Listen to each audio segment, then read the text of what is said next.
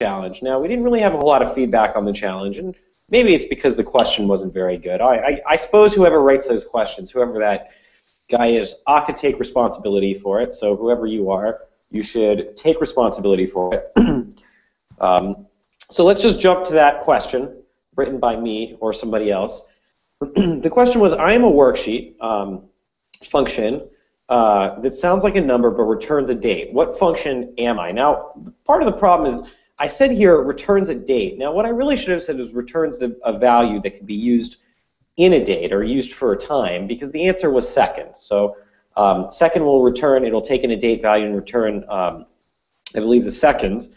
So that's what I was looking for. Unfortunately, we didn't really have a whole lot of answers to that. Nobody really got close to that, and maybe that was because the question wasn't very good. But I promise this next episode's question is going to be great.